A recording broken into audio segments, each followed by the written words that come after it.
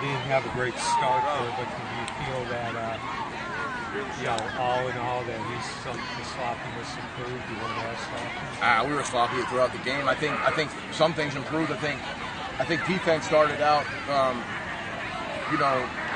sloppier than the offense. Or, I guess we're missing some assignments and not hitting the proper gaps, so we're giving up some plays there. And then offensively, we did this too. We went on fourth down play. We had a guy wide open. We missed him. We had a deep route open. We missed him. So really, it didn't start out good either side. But, we were moving the ball, and we were getting stops. And then we get up 7-0, and then they hit that long drive where we missed a 3rd and 10. Which we knew it was coming. They had a screen on us that we just talked about. Then they hit another 3rd and long that they hit got outside the pocket on us. And then I think the turning point was we picked that, we played it right. The guy pitched it and fumbled, and we picked it up, and we ended up scoring, a couple plays later, and then we got another turnover and scored. Yes, yep. So I think that was a turning point. I thought that was not only important because it stopped them, but you guys wound up with the ball.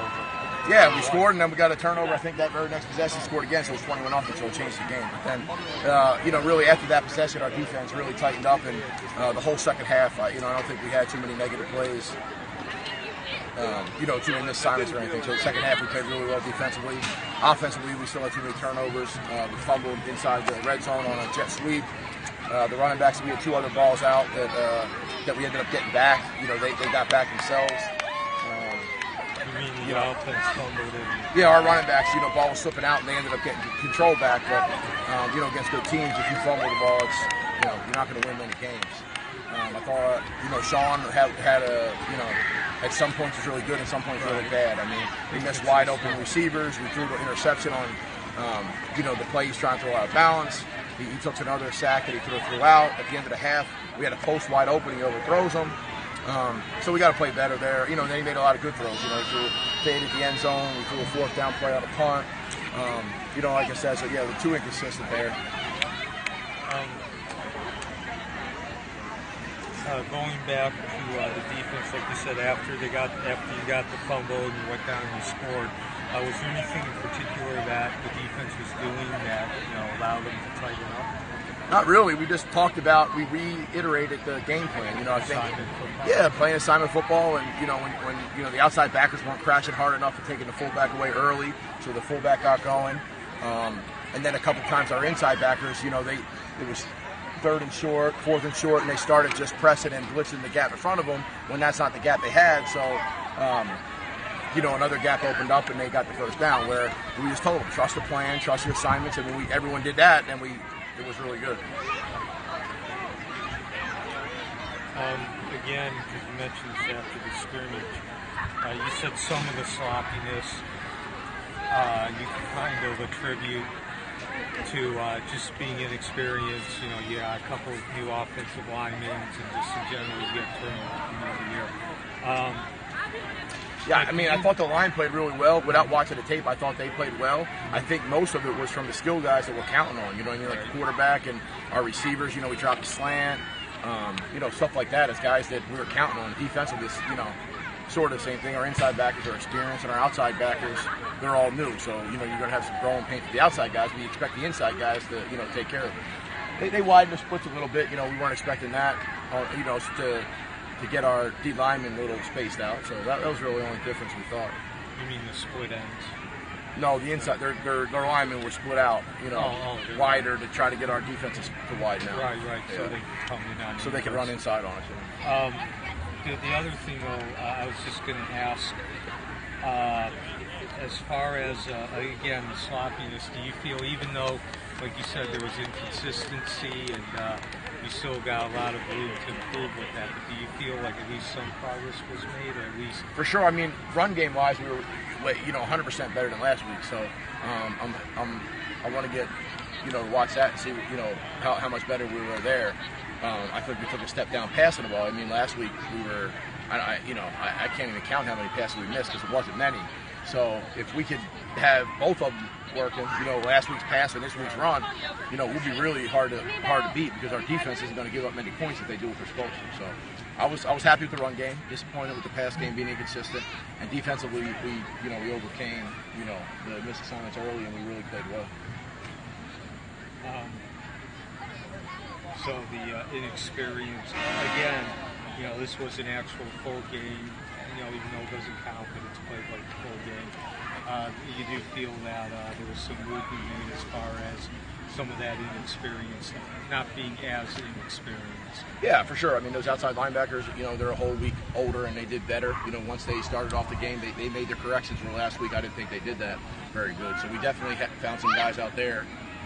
And you know what? We sat 3 guys. I mean, Tyler Davis didn't play in the second half, just precautionary, he had a little sprain, and our other starting outside linebacker, Teddy Atkins, didn't play because he was throwing up. So, we were able to play some backups, which should really help us in the future. Is there, again, long call you? Yeah. All right, that was Coach Rich Bedesem giving us a recap of the game after the Mustangs take down the Lake Brantley Patriots 35-0 here at the Preseason Classic. This is Mark Barchi, the voice of the Mustangs, behind the camera. Neal Fisher from the Apopka Chief in front of the camera there. And the Mustangs certainly not a perfect game for Wekiva. Certainly a lot of opportunities, but at the same time we saw some building blocks that indicate that we may be seeing some fireworks similar or even maybe better than what we saw last year. Yeah, Mark, I think Coach Bedesem, put it best. There was some improvement which took place tonight, in particular the rushing game. Again, they had 2 scrimmages last week, 1 quarter each against Lake Mary and Liberty. Was actually, I believe, 9 of 11. He passed for over 200 yards, whereas the rushing game didn't even get 30. Tonight it was almost the complete opposite. Maybe not quite the numbers, but the percentage-wise, the rushing game looked much, much better. And again, you're talking about some inexperience in key areas, which with tonight's game, that kind of shifts more to gaining experience. Just for the record, if you look at the total amount, in the end, the offense was about as balanced as one can be. You're looking at 122 yards passing and they gained 221 yards total, 119 passing and 102 rushing. Like I said at halftime, they did not look good at the beginning. They're both offensively and defensively. They had about a handful of very dynamic plays, which of course are highlight reels, but the inconsistency was there, just too much back and forth as far as a good play and a bad play. But the good plays actually had more of an impact than the bad plays in the end, and they took a 21-0 lead into halftime. And then, of course, the other thing, too, was that Lake Brantley made about as many mistakes, about as many bad plays, but their bad plays were just killers to them personally. They had 3 turnovers, 3 fumbles in that first half. The first one, of course, did not lose the ball. They actually recovered the ball, but it was a 9-yard loss, and it was on 4th down, and it wound up allowing Wekiva taking over possession of the ball on downs on Lake Brantley's side of the field. The 2 other plays, the 2 other fumbles actually, when Wekiva gained possession of it, they were actually on Lake Brantley's side and deep. Of course, as Coach Bedesem just pointed out, that first one of the last 2 was at the 1-yard line. Lake Brantley looked like they were going to go in, tie the game up at 7-7. They were gaining some momentum, and they really looked like what we expect from Lake Brantley for the last 30 years. The triple option was working well. It was methodical, matriculate the ball down, 3.5 yards, 3.5 yards, 3.5 yards, set up 3rd and short. And next thing you know, they're at the 1-yard line. Wekiva's on its heel. The great defense is, losing confidence. They've lost momentum. It's all switched to Lake Brantley. And then Lake Brantley made the mistake, a bad pitch. Malcolm Green picks up the ball, and not only does he stop the drive by recovering the fumble, but he returns it all the way down to the 1-yard line in Wekiva. Now, whereas they had some momentum, they now had all the momentum, and everything was working, and really their game was being enforced. They were willing and had a lot of will, that part of the game where you will that game over your opponent. They went in on the next drive 14-0. And of course, the third touchdown was scored after Wekiva recovered the ball at the 28-yard line.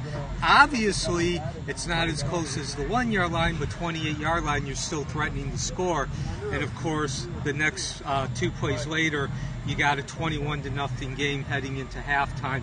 And like Coach Bedesem said, they pretty much taking control of the game at that point. Lake Brantley is not a team that comes from behind when they're behind by 1 touchdown, let alone multiple touchdowns. And again, I just like to point out that although Sean Robles had some inconsistency there, he did complete the 4 passes. He was 4 of 11, but the 4 passes he did complete. He looked very, very well on them. Great lead passes. Of course, one of the passes was only 1 yard, but it was a touchdown pass. He put it perfectly into the back corner of the end zone on the right side to Malik Talbert, and let Malik do what he does best, and that's going up for the ball. Malik understands how to use his height and his speed, and he did a great job of timing the ball as far as catching it at the highest point. Yeah, he was 4 of 11, as you mentioned, for 100 yards tonight. So even though he did have that 1 yard pulling down his average, he also had a 50-yard completion to make up for that. As you mentioned, the Patriots it's not a big surprise that they are primarily a ground game. So yeah, they actually, their play selection was 38 runs to just 6 attempted passes, and Hudak was 3 of 6 for the night. So Mustangs get some good momentum here, perhaps, to get ready for the regular season. They will need to clean up some things if they're going to be competitive against some of their stronger district opponents, and certainly as they head up to Georgia for that banner event in Week 2. We look forward to joining you all season long as the Mustangs continue their journey, and as they turn the lights out on us here at Lake Brantley High School, we will bid you good night. My thanks to Neal Fisher from the Apopka Chief. My name is Mark Barchi, the voice of the Mustangs, and we will see you later this season.